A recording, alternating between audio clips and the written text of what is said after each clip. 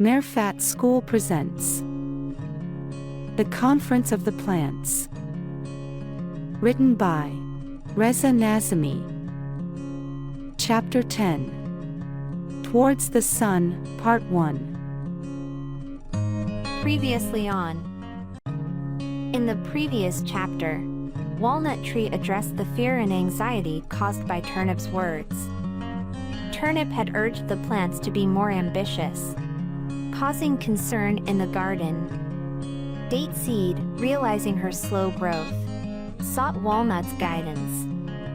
He explained that true growth isn't driven by mere expectation but by gradual, balanced development. One-dimensional growth, he warned, is fragile and unsustainable. Now, let us present the 10th chapter, Towards the Sun. The Conference of the Plants. Chapter 10, Towards the Sun, Part 1. One day, Turnip, feeling proud and dignified, decided to deliver a speech. As he spoke, he captivated the attention of many seeds gathered around him. With great pride, he proclaimed that the esteemed Master Onion had shared a profound secret with him, one he was eager to reveal.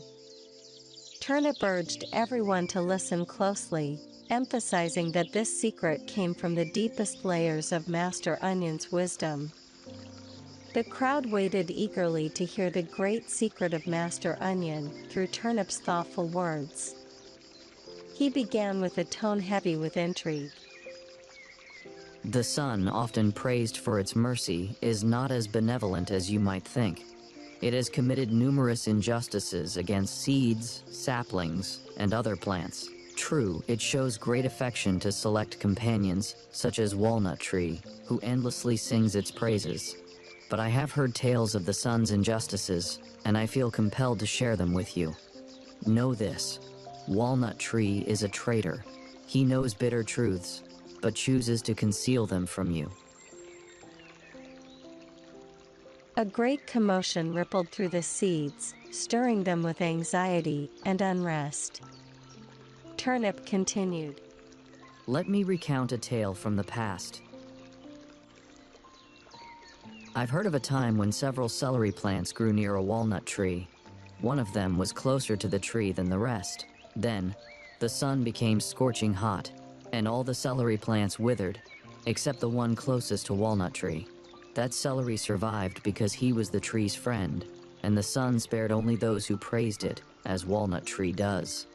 Master Onion himself witnessed this incident when he was just a seed. He saw the sun's injustice and etched it deep within his innermost layers, then withdrew deep into the earth, taking solace in its shadowy embrace. The seeds, overwhelmed by sorrow and unrest, began whispering among themselves. Suddenly, Garlic Bush turned to Date Seed and exclaimed, "Didn't we warn you?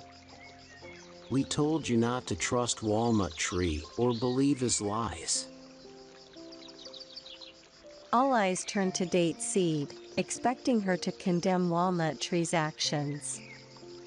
Yet, Date Seed remained silent, lost in deep thought. Though she did not appear to believe Turnip's words entirely, they lingered in her mind. Retreating into herself, she began to weep softly.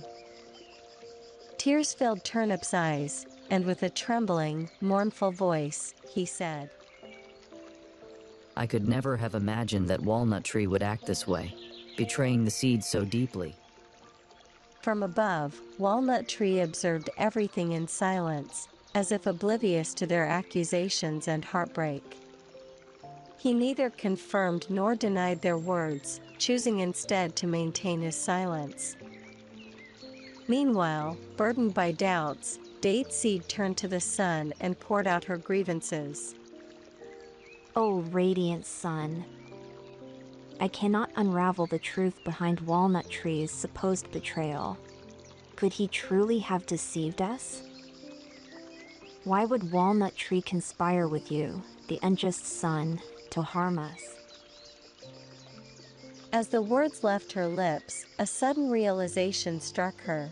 She was lamenting Walnut Tree's betrayal to the very son she accused of injustice. The oppressor was the sun itself, with Walnut Tree merely a complicit ally. Overwhelmed by the weight of her thoughts, Date Seed fell silent, questioning her own judgment.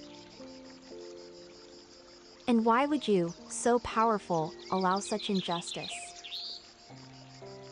As she spoke, a chilling realization struck her. She was accusing the sun, the very entity she addressed, of being unjust. Falling silent, she questioned the wisdom of her complaints.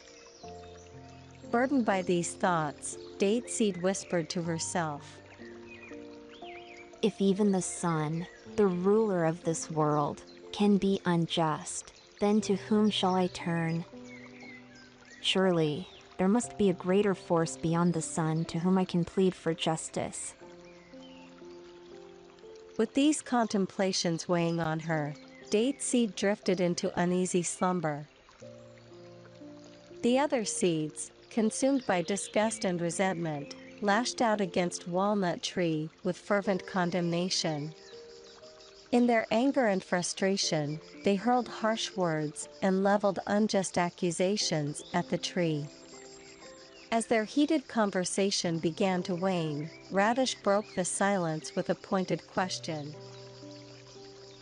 Has any one of you truly witnessed the greatness or majesty of Walnut Tree? He claims to have touched the skies, but doesn't that sound too far-fetched to be anything more than a lie? Each seed, caught in a storm of fury and tangled thoughts from the discussions, eventually drifted into an uneasy sleep, their minds heavy with confusion and resentment. In the stillness of midnight, Walnut Tree sat in quiet sorrow, longing to share his burden with the sun. Sensing his sadness, Almond Tree approached and spoke gently.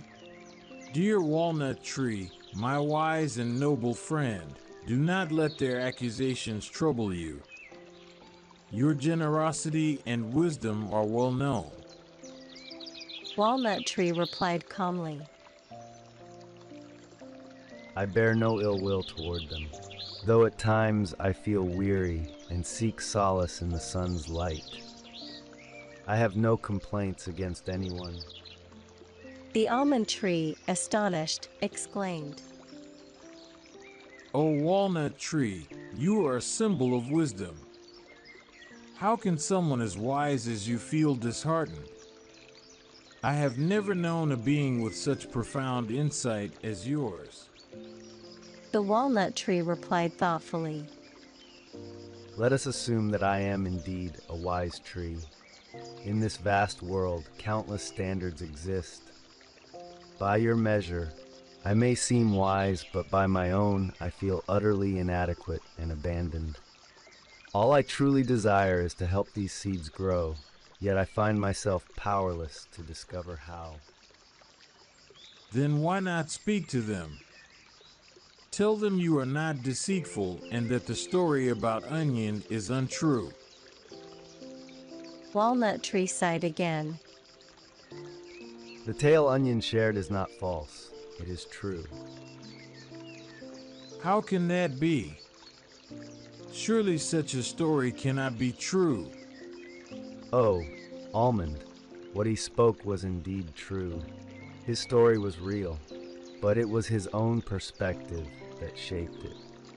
In this world, there are many truths, each of which can be seen in a different light. Each individual perceives truth through their own lens, and for that, no fault can be found. Onion, too, spoke from his own understanding, and for him, that was the truth. From my own point of view, that event is also true, but my interpretation of it differs. Oh dear Walnut, my steadfast companion, I cannot grasp how this event appeared to you. Please, share with me how you saw it. Once I was not as grand and mighty as I am now, though I was still a substantial tree. In those days I looked down and saw the celery leaves turning yellow. So I called out to them, "When the sun comes, face me and take shelter beneath my shade. I will do my best to protect you from its scorching rays." But as time passed, my efforts seemed in vain. Despite my persistent attempts, the celery leaves grew increasingly yellow. I tried harder, but they continued to wither. One day, I noticed a single celery plant closer to me than the others. It was the only one that remained healthy and vibrant. Intrigued, I asked, "How is it that you alone seem unharmed amidst the others' struggles?" The celery replied, "The others say you are selfish, but I do not believe them. They have distanced themselves from you, thinking your words and deeds don't align. But I trust you and love you. That is why I have come closer, so I don't have to hear their words." The walnut tree continued. I said to the celery, "I don't fully understand what you mean, but I am doing my best to provide shade for you and the others so that you don't wither under the scorching sun." The celery replied, "They say you pretend to protect them from the sun, but in truth, you are so envious and selfish that you want the sun all to yourself. Now that the others are moving closer to the sun, you try to stop them because you want the sun to be exclusively yours." At that moment, the walnut tree let out a deep sigh. This was where my wisdom failed me.